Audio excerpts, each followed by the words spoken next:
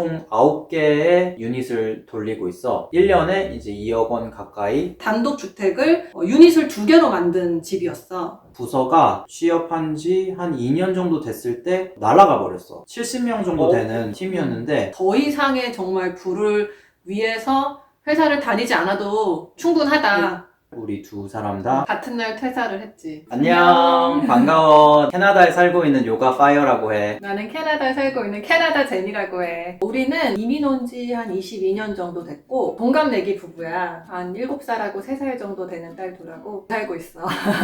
지금 살고 있는 지역은 캐나다 서부 쪽에 밴쿠버에서 한 1시간 반 정도 운전해서 올 수 있는 칠리웩이라는 좀 작은 도시야. 인구 10만 명 정도 되는. 자연하고 굉장히 가까워. 여기서부터 이제 다 산이야. 진짜 자연이 아름다운 곳에서 살고 있겠다. 맞아. 우리도 사실 여기 온 지 1년 반밖에 안 됐거든.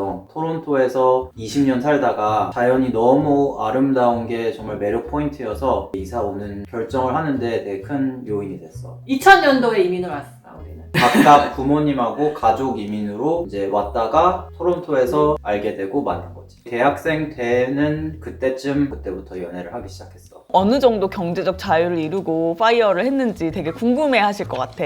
우리는 부동산 위주로 많이 투자를 했는데 부동산과 주식과 다른 자산들을 합치면 한 5.3밀리언 정도 되는 것 같아. 캐나다 달러로. 그러면 원화로는 대략 어느 정도 되는 거야? 한 50억 조금 넘을 것 같아. 현금 흐름 규모는 어떻게 돼? 이제 수입원은 부동산 임대를 해가지고 월세를 받고 있는데 총 9개의 유닛을 돌리고 있어. 거기서 나오는 임대 수입이 한 20만 불 정도 돼. 1년에 이제 2억 원 가까이 되는 것 같아. 한 달에 5,500불 정도 원금 상환이 되고 있어. 경제저축이라고 생각하고 있어. 그런데 여러 가지 비용이 들어가기 때문에 한 달에 3,000불에서 5,000불 가량의 현금 흐름이 우리한테 들어오고 레버리지 비중은 어느 정도 돼? 아까 5.3밀리언 얘기한 것 중에 3밀리언 조금 넘게가 여러 가지 은행 부채고 여기는 집을 살 때 20%는 다운 페이먼트로 이제 내 돈이 들어가고 80% 정도로 이제 은행 융자를 끼고 집을 사거든. 전세 개념이 없기 때문에 내가 넣는 거는 이제 미니멈으로 넣고 나머지는 은행에서 이제 빌려주는 걸로. 우리가 예전에 살던 토론토에서 부동산 투자를 하려고 생각을 했을 때는 토론토 도시 근처에는 집값이 너무 비싸가지고 현금 흐름이 나올 수가 없는 환경이었어. 우리는 최우선적으로 현금 흐름을 만드는 거를 목표를 하고 움직이다 보니까 토론토에서 1시간 정도 거리에 인구 10만 명의 도시에 투자를 하게 됐어. 거기서 여러 집을 사고 운영을 하고 있어. 왜 파이어족을 생각하게 됐을까 궁금하다. 나도 처음부터 당연히 파이어족을 할 생각은 없었어. 그랬었더라면 비싼 돈을 내고 MBA를 하지 않았을 것 같아. 맞아, 우리 학자금 대출 어마어마했어. 졸업을 하니까 학자금 빚이 한 13만 불이 넘게 있는 거야. 한 1억도 넘는 큰 빚을 지고 사회생활을 했는데 회사에서 승승장구하는 그런 길을 꿈꿨거든.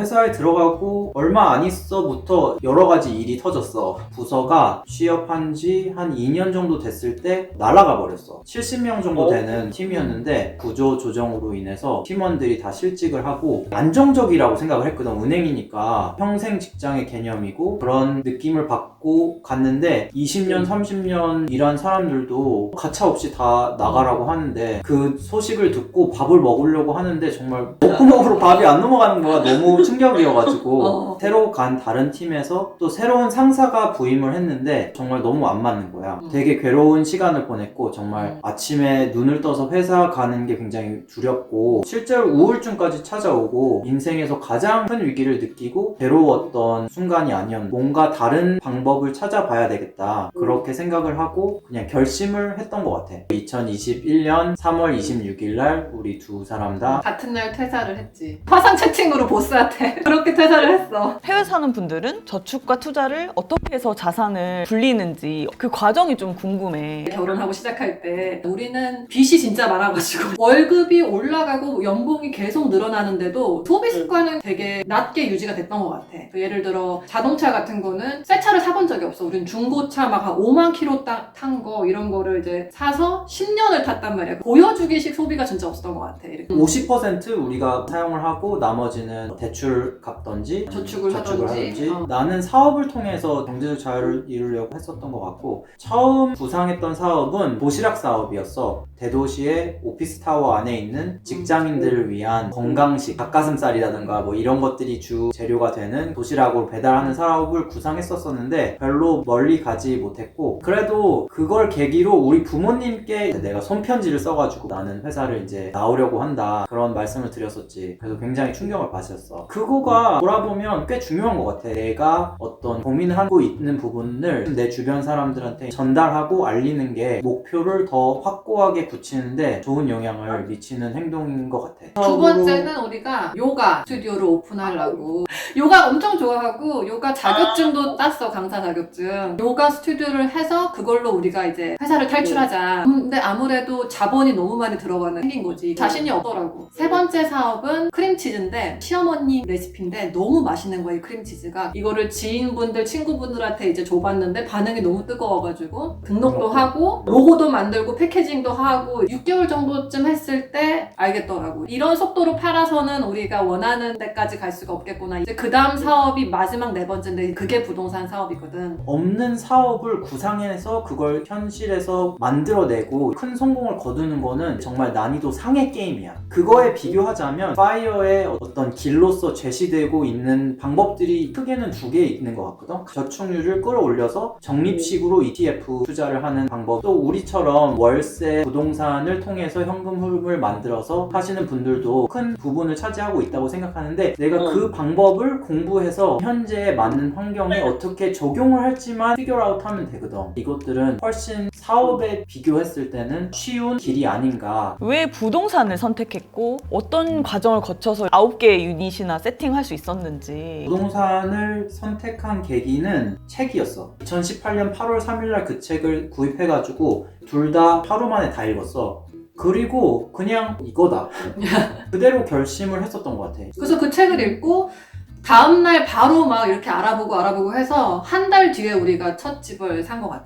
한 달 뒤에 우와 첫 집은 어떤 집이었어? 120년 된 정말 어디 박물관에 나와야 될 것 같은 그런 집이었는데 토론토에서 멀지 않은 도시를 보다 우리 1시간 반 정도 떨어진 도시였는데 단독주택을 유닛을 2개로 만든 집이었어. 1층, 2층. 그러니까 두 집한테 새를 놓을 수가 있는 거지. 캐나다는 한국의 아파트처럼 단독주택이 가장 선호를 하고 가장 많이 보편화된 거주 형태여서 그런 집들을 선택을 했는데 우리가 원하는 조건은 꽤 유별난 조건이었었던 것 같아요. 왜냐하면 보통 단독주택은 한 집이 사용을 하고 월세를 이제 극대화하기 위해서. 우리는 그렇게 바꿀 수 있다던가 아니면 이미 그렇게 두 개로 나누어진 집들을 찾아서 비용도 제하고 이자, 세금 이런 거 할 거 없이 원금 상환도 제하고 한 달에 그 집에서 500불에서 1000불까지 나왔으면 좋겠다. 그런 식으로 계산을 했었던 것 같아요.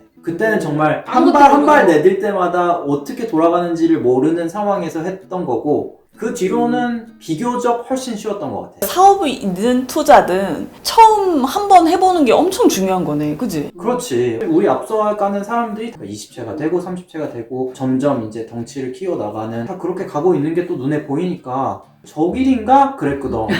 네. 근데 퇴사할 수 있었던 그 결정을 한 결정적인 이유가 있었어? 이 정도로 만족하자 이 기준이 셌던 것 같아. 우리는 더 이상의 정말 부를 위해서 회사를 다니지 않아도 충분하다. 세뇌였던 것 같아. 우리가 처음에 돈을 많이 갖고 있기 위해서 여행을 떠난 게 아니거든. 우리는 시간적인 자유를 원했고 그게 충족이 된다면 계속 안 해도 되지 않을까? 돈보다도 시간이라는 가치를 선택을 한 거네, 그지? 그렇지. 파이어족 꿈꾸는 분들 중에 캐나다도 되게 살고 싶어 하시고 캐나다 현지는 좀 어떤지. 되게 좋은 점은 회사 스트레스가 없다는 거. 회사를 다녔던 인생은 전생이야. 우리가 맨날 그러거든. 그동안 축적해온 그런 스트레스나 고충들이 이렇게 많이 쌓여 있었는지 잘 몰랐었는데 여유로운 시간들을 보내다 보니까 천천히 좀 해소가 되는 그런 느낌을 받고 있는 것 같아요. 자연 때문에 때문에 도시를 선택을 해가지고 여기에 왔으니까 자연을 되게 많이 나가려고 노력을 하거든. 캐나다 안에서는 너무 오랫동안 다문화 정책을 가지고 왔기 때문에 너무 자연스럽게 사람들이 그걸 받아들이고 다른 문화의 사람들이 와도 차별을 한다거나 이런 것들이 상대적으로 되게 좋지 않나. 의료 시스템도 영주권이나 시민권을 갖게 되면은 시스템을 사용하는 게 다 무료니까 비용 면에서는 좋지 않나. 캐나다가 지난 한 5년, 10년 사이에 부동산이 굉장히 많이 올랐어. 주거 형태의 평균 가격이 70만 불대라고 해. 미국은 30만 불대라고 하거든. 그러니까 미국에 비교하면 그래도 2배 정도 되는 그런 집값이 있어서 캐나다가 주거 비용이 굉장히 높은 건 정말 사실이야. 세계를 다 놓고 봤을 때도 한국에서만 일어나는 일이 아니고 전 세계적으로 일어나고 있는 그런 현상이 아닌가. 전체적으로 캐나다는 세금이 굉장히 높은 나라야. 취득세, 보유세, 그리고 소득세 이 부분들이 기본적으로 워낙 굉장히 높아. 회사 생활할 때도 어떤 소득세 50%는 내 돈이 아니야. 금리가 올라가면 또 그만큼 이자 부담이 늘어나고 집값이 좀 하락할 수도 있는데 리스크를 내가 인지하고 좀 관리하려고 하는 부분이 있어? 우리는 집이 6개인데 4개가 변동이자로 가지고 있어. 그래서 융자를. 그러니까 이제 바로 영향을 받게 돼 있거든, 지금. 그래서 바로 오늘 아침에 부동산하고 우리 은행 융자 해준 담당자하고 막 이메일을 썼지. 만약에 집을 팔 경우, 이자가 올랐을 경우, 안 올랐을 경우, 고정으로 바꿨을 경우 어떻게 되냐. 근데 기본 기조는 버티기 유지가 이제 기본 기조긴 한데 그래도 옵션을 미리미리 알아두고 만약에 결정이 됐을 때는 이제 빨리 움직일 수 있게. 해외 거주하면서 파이어족을 꿈꾸는 우리 20, 30대 이제 친구들한테 조언해주고 싶은 말 같은 게 있다면 이런 파이어를 실천하면서 배웠던 게 크게 2가지가 있었던 것 같아. 한 가지는 정말 내가 뭘 원하는지를 이해를 해야 된다. 내가 좋아하고 내가 원한다고 생각했던 것들의 대부분이 진짜 내가 나한테 한 말이 아니었었고 들었던 말 아니면 사회에서 되게 권장을 했던 말 아니면 주변 사람들이 이렇게 하는 게 좋은 거야 라고 했던 말을 듣고 있었더라고. 나도 모르게 그냥 내 건 줄 알았어. 근데 시간을 갖고 글로 적고 막 이러면서 구분을 좀 지어본 거야. 어떤 게 진짜 내 거고 어떤 게 어디서 갖고 온 건가. 그런 과정을 통해서 내 인생에서 내 취향, 자아를 찾아가는 과정, 그것이 동반되어야 되지 않을까. 2번째는 도전하라는 거야. 내가 원하는 게 있다면 그거에 맞춰서 변화를 해 나가야 되기 때문에 작은 도전이라도 용기가 되게 필요한 행동인 것 같아. 실제로 내 인생에 그 용기를 끌어와서 실천을 할 때는 진짜 쉬운 일이 아닌 것 같거든. 되게 우리도 뭘 할 때마다 굉장히 무서워. 그럼에도 불구하고 거기까지 내 자신을 한 걸음만 더 가보자 설득을 시키는 거지. 망하더라도 어떤 길이 있을 수 있어. 아니면 어떻게 하면 다시 또 돌아 나올 방법이 뭐가 있을까? 그 다음 스텝으로 갈 수 있게 유연하게 여러 가지 방법을 동원해서 좀 설득을 해보는 거지. 용기 내서 도전하자. 안녕.